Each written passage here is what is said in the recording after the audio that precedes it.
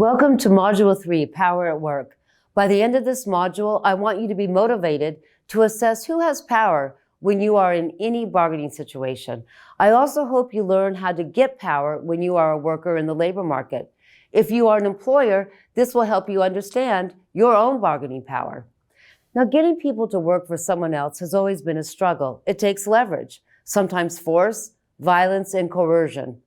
The coercion in slavery is obvious, but there is also coercion in a free market. Let's go back to the 17th century, Cape Town, when the Dutch East India Company dominated the world with ship travel and trade. They wanted to establish a port, but the Dutch failed to persuade the Khoikhoi in Cape Town to work for them. The Khoikhoi could work for themselves in the forests. In modern times, people who have trust funds are also reluctant to work for pay. A rich person's wage to voluntarily work is higher than a poor person's. To understand power and who works in a free market, you have to know about the concept reservation wage. It is the minimum wage you will accept to work for pay for someone else. Now let's turn to the modern labor market and discuss the basic market. Have you ever wondered why most nurses are women and doctors are men? Why do employers pay people who park cars more than child care workers? Cars are not more valuable than babies. The quick answer is the parking lot attendant is probably a male and has many more choices of jobs. The child care worker is probably female and she doesn't have as many choices. She may have to take care of her own kids and ailing parents or parents-in-law. Men are spread out in more occupations than women are. The male has more bargaining power because he has more choices. The occupational crowding and the gender pay discrepancy are rooted in sexism and patriarchy. Parking lot attendants are not paid more because cars are more valuable than babies or men cannot change a diaper. The male's reservation wage is higher. As I said, getting people to work for somebody else is a persistent problem throughout time. How did people who created communities of gathering and hunting ever decide to work for landowners? The Dutch East Indian Company in the 1600s wanted to establish a port in Cape Town, South Africa. In today's dollars, the Dutch East Indian Company is still the wealthiest company that ever existed, even compared to Amazon and Facebook. The company needed workers to build the buildings and the docks. The ancient peoples of the Khoisan, referred to as Khoi, were friendly and looked at them quizzically. The Dutch East Indian Company experimented with getting them to work with food and drink and beads. The first day, members of the tribe did harvest trees and carry logs for the Dutch East Indian Company. But on the second day, many did not show up for work, even though the Dutch East Indian Company doubled their offer of food and drink and beads. The Khoi just did not show up. Therefore, the Dutch East India Company decided they needed slaves to do their work. Fast forward to 2020, capitalism is fully developed. Slavery is banned, but labor struggles still exist. The Khoi could walk away, but many people can't walk away from their jobs in modern society. They just don't have alternative ways to make a living. Amazon, one of the largest companies in the world, just behind McDonald's and Walmart, they employ about 1.7 million workers, faced a union drive during the pandemic. The union drive took off and surprised everyone. And whether it will be successful depends upon their bargaining power, including the reservation wage of those Amazon workers. Let's talk to the president of the American Federation of Labor and Congress of Industrial Organization, the AFL-CIO. She heads up the federation of most unions in the nation. Listen to what she has to say about worker bargaining power. President Shuler, I taught that unions are interpreted by economists as a countervailing power to powerful companies. You know, those monopolies, oligopolies, those monopsonists, who many of now are global super firms. Amazon is one of those super firms. And in April 2022, Amazon warehouse workers in New York voted to be in a union. But Amazon is determined not to bargain with them. So can this union effort be successful? Well, absolutely, yes. I was going to say workers can be successful against major companies, and we see it every day. I think workers are finally waking up to the fact that they are the ones creating the value in these companies. And so, working people have taken on companies like Starbucks and Apple and REI, and they've won. And workers at Amazon are still in the fight. And I would just say that, even at major companies, once a union has been certified or recognized, that employer is required by law to bargain over the terms and conditions of employment, wages, benefits, work rules, with those workers who formed that union. So the problem is they ignore it, and they stall it, and they use all kinds of tactics to delay it so that they don't have to come to the table. But I think real business leaders, the ones who are trying to build organizations that create value, they win when they respect and engage on equal terms with their workers. And that's what collective bargaining is all about. But we don't see that all the time. The reality is that most employers usually try to, fight off union organizing campaigns because they don't want to give up power. And they recognize that there is real power in a union. So what we see, and what we saw at Amazon, is corporations spending hundreds of millions of dollars a year trying to bust unions.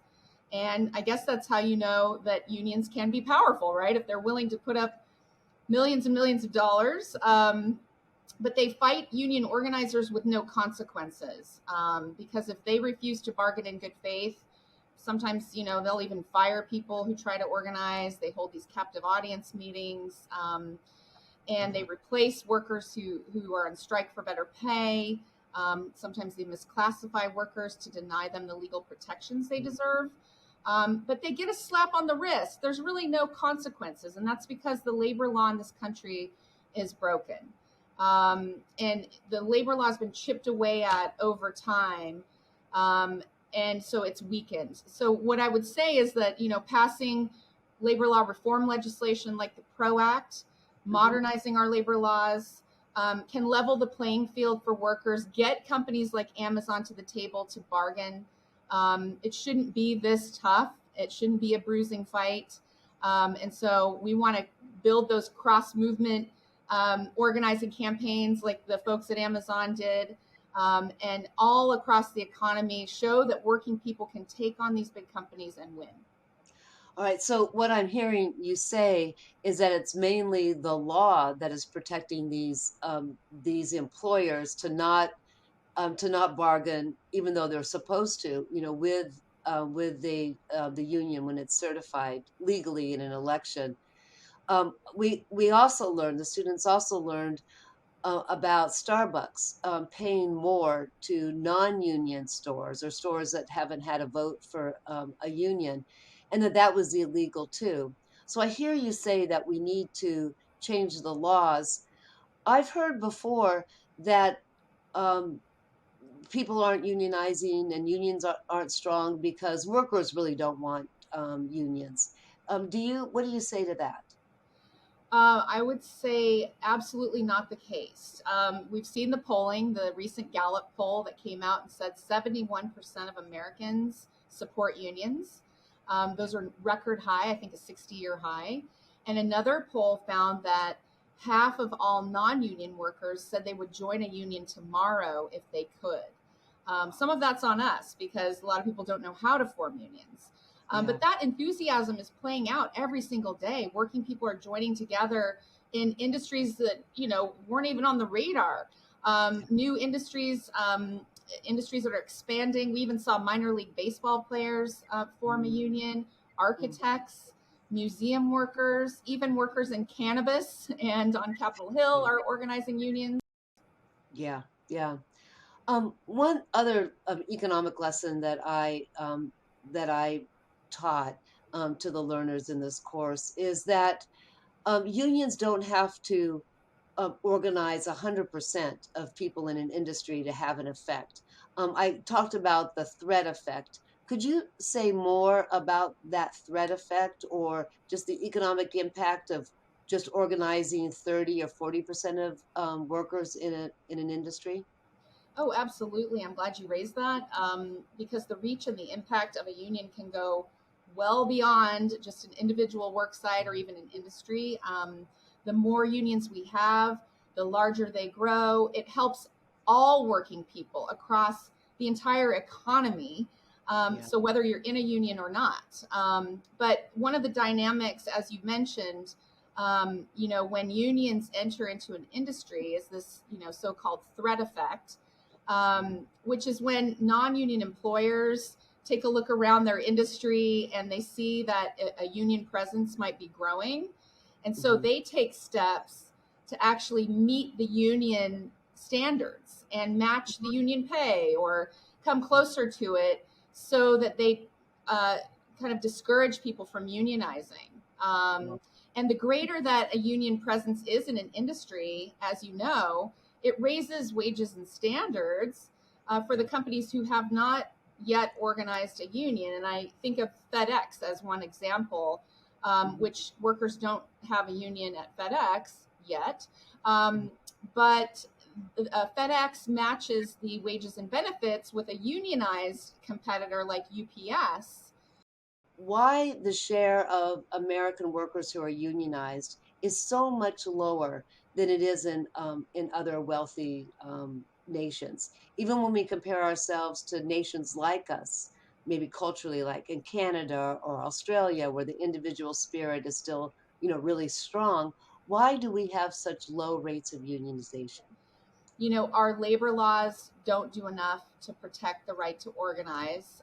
As I said, companies, blatantly can union bust and face no consequences. So that's the biggest difference that I see between a country like Canada, Australia.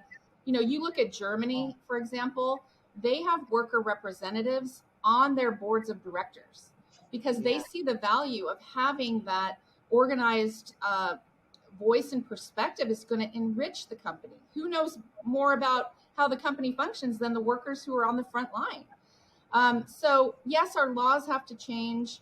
Having companies looking at worker voice and collective bargaining as something that could enhance their company instead of threaten it. And the more power we can build for workers, the bigger voice we have in the economy. It really is too about workers being able to hold companies accountable who aren't doing the right thing. We look at the CEO to worker pay ratio averages now. They've grown dramatically. And so that's contributing to the inequality that we're seeing in our economy. Every single year it goes up. And I think it was 299 to 1 last year, and it's like 324 to 1 this year. I mean, that is, compared to other countries, just off the charts. So we want to rebalance the scales, hold folks accountable, and we do that through collective action. Thank you, President Shuler. Thank you, Liz.